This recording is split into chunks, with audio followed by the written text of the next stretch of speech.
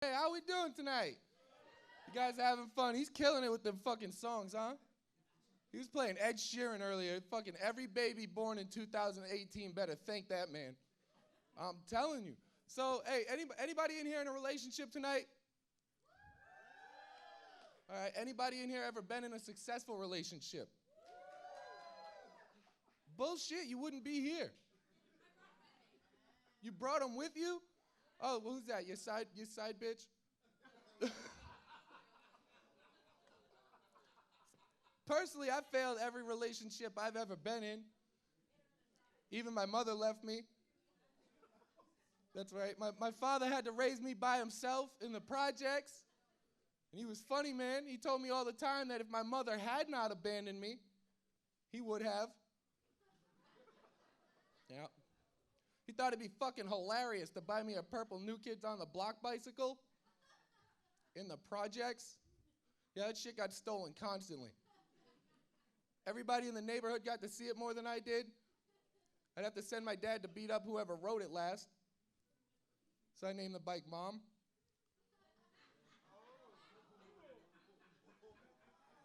You guys are laughing like he hit her. That was the police that did that. I remember I was like 4 years old. I woke up in the middle of the night one time to 8 cops beating the shit out of my mother. Do you know what she did? She flipped the fuck out at a crack dealer's house. And then came home with his stolen hubcaps. Who the fuck beat somebody up over some stolen hubcaps? Now, okay, this is gonna need a little backstory. You're gonna notice something's a little different between me and the other comedians tonight. If you've seen, anybody here see the flyer for this show? 3 people? 3 y'all motherfuckers. How did you get here then if you didn't see the flyer? Well, anyway, I'm from Rhode Island. That's the major difference between me and all these other comics. And I'm from Woonsocket, Rhode Island. Yeah, that's anybody here of that place? Yeah, the bed bugs outnumber the people 10,001. That's and then the crackheads outnumber the bed bugs. And so it's not a great place to live. That's where I come from. And so I was talking about relationships. My kid's mother left me for a guy who lives with his mom and plays guitar. That should tell you what a piece of shit I am. Oh, don't awe that. No, it's good because I went on to Plenty of Fish like in April of 2014, and after just a few months of hard work, in August of 2014, I was banned from Plenty of Fish for following Rhode Island's catch and release laws. I guess it applies to a different kind of fish. I don't know. I wasn't looking for cod, you know. You don't sign up for Plenty of Fish looking for cod, you know. So I've had plenty of failed relationships based on the Plenty of Fish. Then I got banned. I moved on to Tinder based on a friend's recommendation.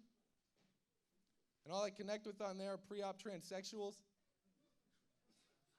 And none of them want a second date. All of them want the money up front.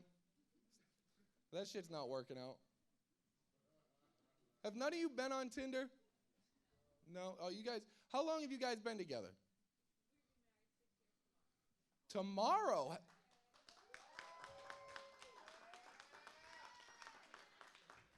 I haven't done anything for 6 years except smoke cigarettes. So, I actually started smoking weed when I was 9 years old. How come I don't get an applause for that? That's a longer than 6 years. I remember telling my dad the first time I smoked weed, I was like, hey man, I smoke weed. And he was like, I know, I lit that joint. No more weed for you. That's the all 6 people who laughed at that joke, meet me outside. You're gonna love the shit I got. Telling you. You don't get good shit out here in the Cape. There's too much salt in the air and it damages the plants. You guys need to know that because it's legal now and you guys can start growing your own shit. However, if you don't have a green thumb, look for somebody who drives a car in the 90s, that was made in the 90s, who was also made in the 90s, because they probably have some weed. And if they don't, they definitely know where to get it. I remember one time I lived in Florida. I thought it was okay to just ask anybody who had dreadlocks for weed. Yeah, that was wrong. I was in Florida, I asked this dude, I said, hey man, you got dreadlocks, can I get some weed? And he said, you're under arrest. And that was, actually, 3 weeks ago, this is no bullshit, 3 weeks ago, I went to go do a show, and I was arrested by U.S. Marshals, like at the show, not because of my jokes or anything, but because of warrants. Yeah, I stabbed a pedophile in 2010, and I'm still on 5 years probation.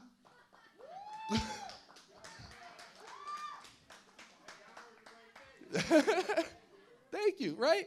So now in my hometown of Woonsocket, there's 3 Brandon Belangers, and I used to be known as the Brandon Belanger with the big head. Now I'm known as the Brandon Belanger who stabbed that guy. Which means there's always room for improvement in life. You can, if you have the right tools handed to you, you can always do better. In my situation, it happened to be a knife. If you don't laugh at somebody who fucks kids getting stabbed in the lung, there's something wrong with you. I'm talking to you, the people in the back row. I can see y'all faces. I'm gonna remember y'all motherfuckers and look you up on the internet. That shit is dangerous. I'm telling you. You don't know who you're talking to on the internet. And that's how I keep meeting these trannies.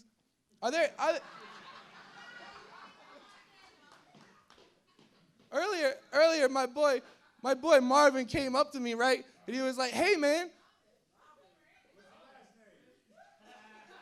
I don't know. Hey.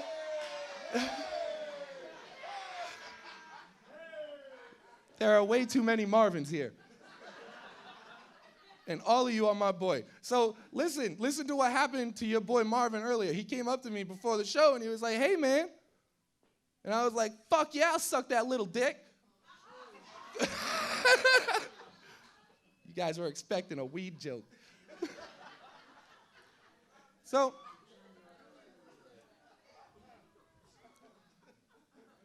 one time I got arrested on a first date in the woods of Burrillville.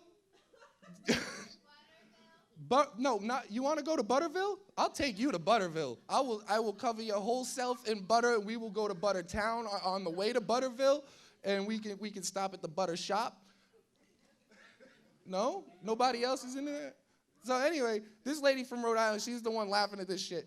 Burrillville. So yeah, I convinced a lady from Worcester to come with me on a first date. Does anybody here know Worcester? I took a lady from Worcester, Massachusetts on a first date and convinced her to go into the woods with me and my friends. Yeah, you're like, what fucking friends? Exactly, those people. The people who want to be friends with me. We're in the woods, so we're drinking. The police showed up looking for another party. They were like, we heard there's some underage drinking. And we're like, no, I got gray hairs old enough to drink. There's no underage drinking going on here. And they were like, well, we still need to see your IDs. I was like, I'm a criminal. I don't fucking have one of those. You know? And they were like, well, what's your name and date of birth? I was like, this shit again? Brandon Paul Albert Belanger, the first. Date of birth, 1/28/87. Anybody here want my social? Because you can't do shit with that, I promise. So, and I gave them my social. They went back to the car. I hear over the radio, there's a 10:30 on the Belanger suspect. I'm like, fuck. Because I'm still fucking this broad in the tent on a first date in the middle of the woods in Burrillville. Ladies from Worcester are classy. Let me tell you. No? They got AIDS out there in Worcester. I know it's not. That's why it's a joke.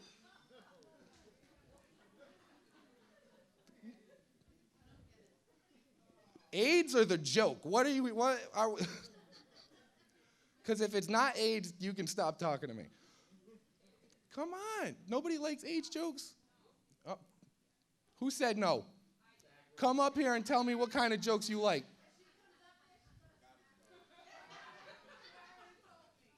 Mom?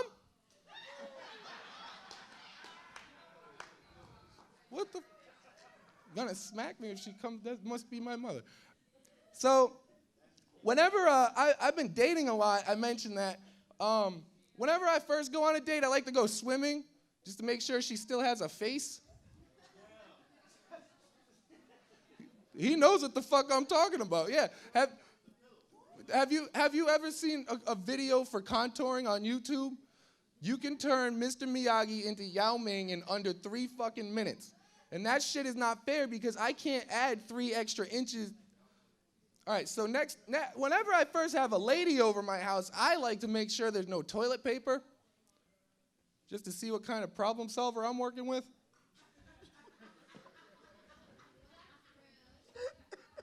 Well, smarter ladies will look in the obvious places, like under the sink or in the closet.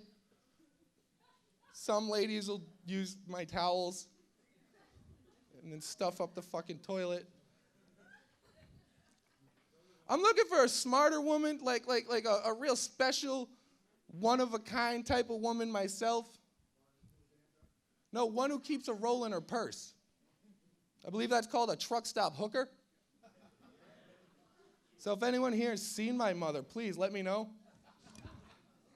She's in the back row. I'm leaving. Oh, fuck. I can't. Please don't smack me. My bodyguards are here, and I don't want to have to pay them more money. It's okay. See, I don't actually have bodyguards. I have security because what it is I just need to give somebody a hug after I beat someone up. No? You don't? No? Okay, I'm going to stop talking about insecurity then. All right. So after a lady's been over my house more than a few times and we did the toilet paper thing, we went over that whole shit, and we're officially dating, I like to ask her which one of my friends she finds most attractive, so I know which one of my friends I don't fucking like anymore.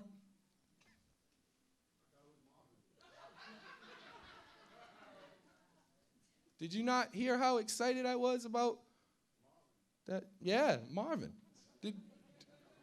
Why wouldn't I like him? Marvin is a good dude. He let me suck his dick before this show.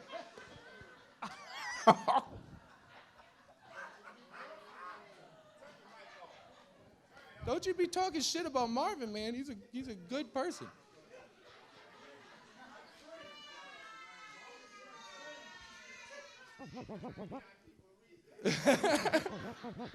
Hey, are you a mechanic?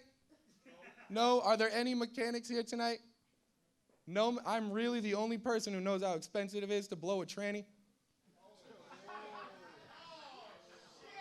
Out of everybody here? What the fuck? Why does this always happen? Am I the only one who's blowing trannies that often? What? That's not true. That's not true. Have you seen Craigslist? Have you ever heard of Craigslist? You need to check that out. The internet, it's dangerous, I'm telling you. All right, I'm gonna end on this one. I'm gonna wrap it up. So after we've been dating for a while and lady and I first decide to get intimate, I like to make sure there are no condoms around, just to see if she does anal. Unless, of course, she used my fucking towels earlier, then she's definitely getting anal.